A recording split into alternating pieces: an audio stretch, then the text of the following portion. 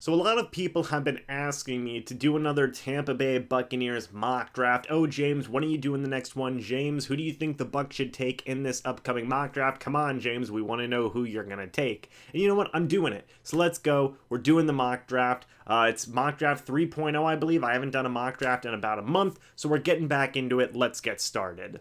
Now, I use the Draft Network for all of my mock drafts, okay? I love them. I think that they're a great website. JC Cornell, the CEO of the draftnetwork.com, he's a great guy. I absolutely love him. But there is still some hiccups on the website. For example, pick 14, Justin Herbert and Clavon Chasen still available. I don't think that's going to happen. One guy who I do think could very well be available at pick 14, Andrew Thomas, offensive tackle out of Georgia. I think that he's going to be my pick here in round number 1.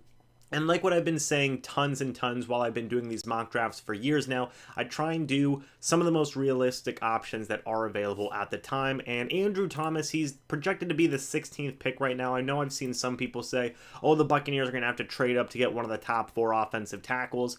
I don't necessarily know if that is going to be the case. I still think somebody could drop to pick 14. That's not too far of a spot for the Tampa Bay Buccaneers. And getting a guy like Andrew Thomas, it fills a huge need for the Tampa Bay Buccaneers, that being along the offensive line. And I was talking to actually my dad. So Dad, if you ever watch this video, shout out to you. I was talking to him the other day about the Buccaneers drafting an offensive tackle in the first round.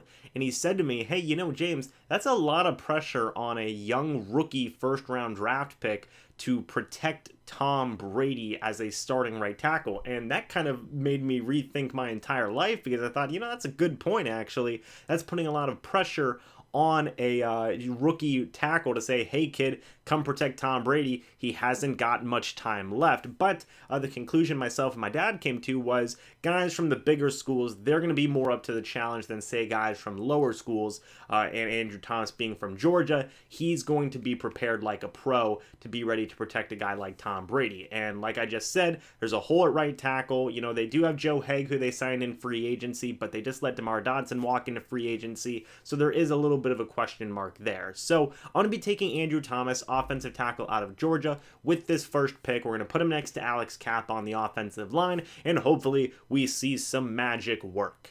Guys, I just want to point out, Justin Herbert is still available here in pick 45 of the second round. So weird glitch in the system, I guess we'll call it at that. But yeah, just wanted to point that out for a second. This pick, I'm going interior defensive line. I'm going to be taking Raekwon Davis out of Alabama. Whenever I looked at a guy like Marlon Davidson, he does have some pretty interesting size, although I don't think it's enough. 297 pounds, 6'3", and not really feeling that for the Tampa Bay Buccaneers 3-4 defense. However, Raekwon Davis, 6'7", 312 pounds. I'll take that every day of the week. And I know it's like, but James, that's not a big difference. It's a big difference to me.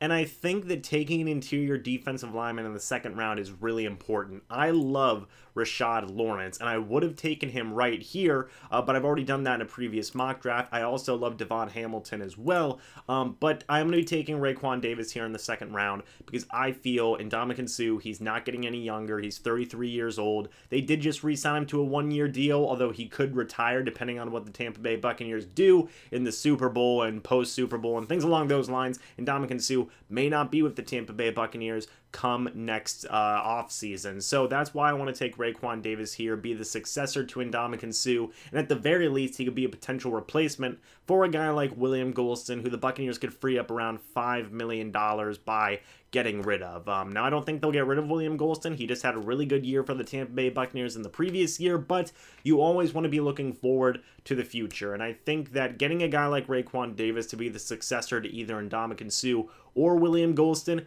is the move here. And I think that he would just be absolutely phenomenal depth, if not at defensive end, also at nose tackle behind Vita Vea. So Raekwon Davis, interior defensive lineman out of Alabama, is going to be my second pick. Just keeping track of the Justin Herbert tracker here. He went at pick number 73. The NFL Draft Network's algorithm picked Jacob Eason at pick 71 before Justin Herbert was picked at pick 73 by the Jacksonville Jaguars. There's still some kinks that got to be worked out.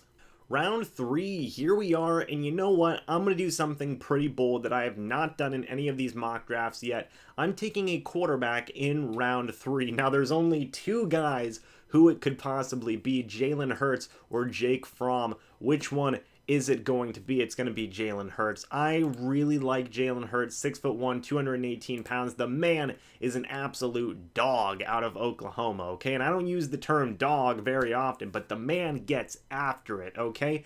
His mindset and his overall characteristics and his leadership abilities are insane, okay? The guy is absolutely awesome as a leader. He can make you run through a brick wall with some of the stuff that he says, and his mentality of, Jalen Hurts, you had a great game today. How do you feel? Didn't win by enough, even if he wins, he goes, I wanted to win by more, darn it. So I love that about Jalen Hurts. He's got a big arm. I think he can be a prototypical Bruce Arians type of quarterback. And geez, what a situation he would be coming into, learning behind Tom Brady, with Bruce Arians, with Clyde Christensen, with Tom Moore, and with Byron Leftwich. Those 5 guys would be teaching Jalen Hurts for at least, a year, depending on if Byron Leftwich gets a head coaching job somewhere, and then you would have the other 4 guys for at least another year. So Jalen Hurts, it'd be absolutely amazing. 3rd round draft pick, that's not insane investment in the quarterback position, so, but it is still worthy enough to be worth investing in, so I really like Jalen Hurts here in the 3rd round. It's the first time I have taken a quarterback in the middle rounds. I usually save the quarterback pick until the later rounds for these mock drafts, but for this one, I really like Jalen Hurts. He's the 83rd ranked prospect here for the Draft Network, and I'm taking him here with my 3rd round pick. The first of our 4th round draft picks here, and I thought about Solomon Kindley out of Georgia, just kind of pair him up with his old friend Andrew Thomas, but I'm not going to do that. I'm not going to take Ben Bredesen out of Michigan either. I'm going to take John Simpson, interior offensive lineman out of Clemson. I've taken him in a previous mock draft, and I just really like him. I think that he could be an awesome backup guard, either behind Alex Kappa or behind Ali Marpet. I would probably prefer behind Ali Marpet. And I think that he would just be awesome to add depth. Just continue to add to the trenches, man. That's all I want. So John Simpson here in the 4th round, he's going to be my pick. And don't worry, I'm not done adding to the offensive line. Did somebody ask for a comp pick? I did, and that's what I got. So with the Tampa Bay Buccaneers comp pick that they got for losing their guys in free agency the previous year, I'm going to be taking a backup offensive tackle. Now, there's a couple of options here. Jack Driscoll out of Auburn, I like a lot, but I'm going to take a small schoolish kind of guy. I'm going to be taking Justin Herron out of Wake Forest. I think that he would be a pretty decent backup tackle, either behind, well, I guess you wouldn't want to put a rookie backing up a rookie, so it would have to be behind Donovan Smith, but I think that he'd be a pretty nice backup left tackle. He could be a developmental kind of guy in case things don't work out for Donovan Smith. His contract is coming to an end here in the next year or two, or at least by the end of next season, they'll have an option to move on from that contract. So getting a backup left tackle here would be a good move, and Justin Herron, I think, could be a very, very capable backup left tackle. I believe he's 6'1", 300-something pounds, so he'd be pretty decent in my opinion. At least somebody to develop and just continue to invest in the trenches, man. We've got to protect Tom Brady. A lot of these mock drafts I'm going to be doing are going to be Operation Protect Tom Brady, and I'm really going all in here.